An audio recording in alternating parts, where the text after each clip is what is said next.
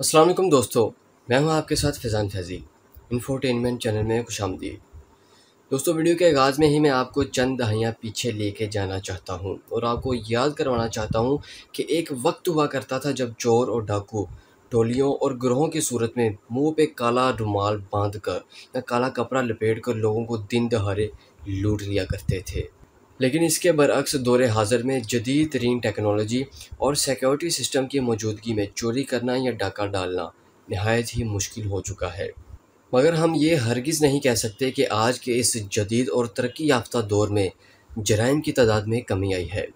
मुख्तसर ये है कि जहाँ साइंस ने तरक्की की है, दुनिया ने तरक्की की है, वहीं चोरों ने भी चोरी करने के नित नए तरीके ढूंढ लिए हैं। तो दोस्तों, आज की इस वीडियो में हम आपको चंद ऐसी ही चोरियों के बारे में बताएंगे जिनके पीछे वसी हिकमत अमली और पेशा वराना महारत नज़र आती है। तो आइए वीडियो का आगाज़ करते हैं, हमारे साथ रहिएगा। नंबर 5 पे हम बात करेंगे रॉबरी ऑफ बैंको सेंट्रल। 2005 मौसम गर्मा में ब्राज़ील के शहर फोर्टालिज़ा में होने वाली ये डकैती तारीख में सबसे ज़्यादा एहतियात से होने वाली डकैतियों में से एक है, क्योंकि ये इतने मुनज़्ज़म तरीके से की गई कि इंसानी अकल तसव्वुर नहीं कर सकती। इंसानी दिमाग को चक्कर देने वाली इस डकैती में 25 से ज़ायद अफराद ने हिस्सा लिया। इस गिरोह ने इस वारदात को सरअंजाम देने के लिए सबसे पहले बैंक के करीब एक प्रॉपर्टी रेंट पर हासिल की और वहां मसनूई पौधे और घास बेचने का कारोबार शुरू किया और शक से बचने के लिए अपनी कंपनी के साइन बोर्ड्स जगह जगह नस्ब किए। इस शातिर गिरोह ने अपने इस घर से बैंक की तिजोरी वाले कमरे की जानिब एक सुरंग खोदनी शुरू की। इस सुरंग को बहुत सलीबख्श तरीके से बनाया गया और इसके अंदर जदीद एयर कंडीशन सिस्टम भी लगाया गया।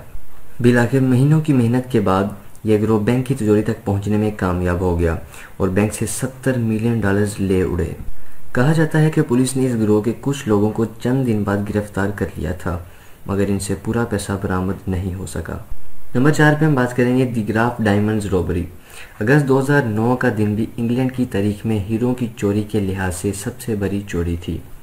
इस चोरी की शुरुआत कुछ यूँ है कि जब दो डाकू कस्टमर बनकर ग्राफ डायमंड में नहायत ही मुनज़्ज़म तरीके से दाखिल होते हुए ये दोनों अपने हुलिये और चाल डाल को इस कदर तरबियत याफ्ता थे कि आम कस्टमर और इनके दरमियान फ़र्क करना नामुमकिन था। इन्होंने पिस्तौल से हमले को यरगमाल बनाया और दोनों ने $65 मिलियन के हीरो पर हाथ साफ किया।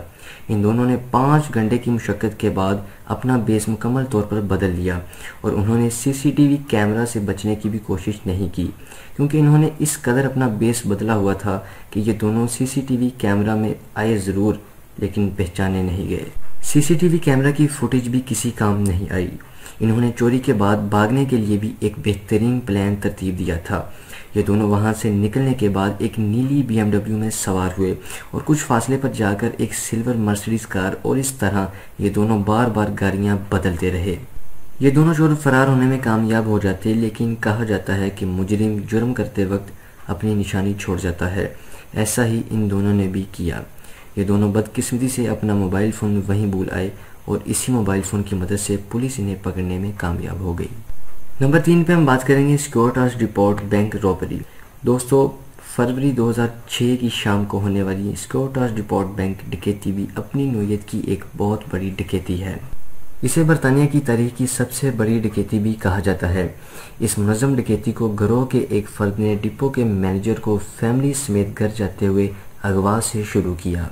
गिरोह का यह रुकन मैनेजर और इसकी फैमिली को अगवा के बाद वापस डिपो में ले आया और स्टाफ समेत 14 अफराद को यरगमाल बनाया और तिजोरी लूटने का अमल शुरू किया। गिरोह ने $110 मिलियन की बड़ी रकम पर हाथ साफ किया और चोरी का ये अमल बगैर किसी रुकावट के 2:45 बजे तक जारी रहा और यह गिरोह वहां से बहुत आसानी के साथ फरार होने में भी कामयाब हो गया।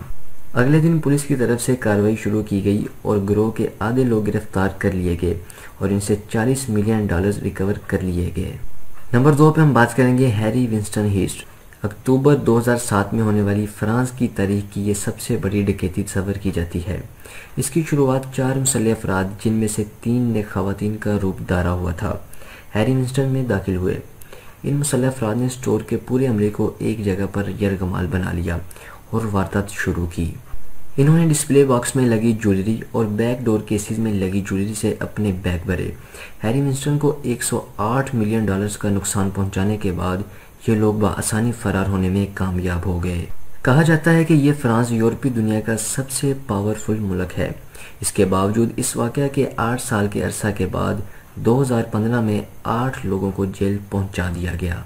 दोस्तों, नंबर 1 पे हम बात करेंगे robbery of the central bank of Iraq. 2003 में इराक के शहर बगदाद के बैंक में होने वाली बैंक डकैती तारीख की सबसे बड़ी डकैती बन गई। इस मनसूबाबंदी का मास्टरमाइंड खुद इराकी डिक्टेटर सदाम हुसैन था। दोस्तों, सदाम हुसैन ने मुतअद्दिद बार अपने ही मुल्क के बैंक को खुद ही लुटवा दिया। इसने सबसे बड़ा डाका सेंट्रल बैंक ऑफ इराक में डलवाया। इसका इराक में बतौर डिक्टेटर इंतहा का रूज था। इसके बेटे समेत 3 आदमियों का हमला बैंक में दाखिल हुआ और बैंक को $1 बिलियन से महरूम कर दिया। बैंक से नकदी और दूसरे सासों को 3 ट्रकों में भरकर लाया गया।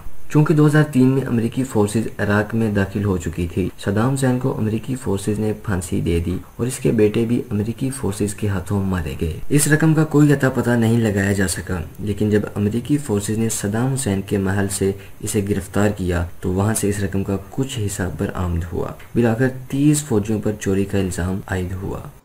तो दोस्तों, ये थी वो चोरियाँ जो मैंने आपके साथ शेयर की। अब आप इसे अपने दोस्तों के साथ शेयर करें और हमारी वीडियो को लाइक करें, शेयर करें और हमारे चैनल को सब्सक्राइब करें। फिर मिलेंगे नई वीडियो के साथ, तब तक के लिए अल्लाह हाफिज़।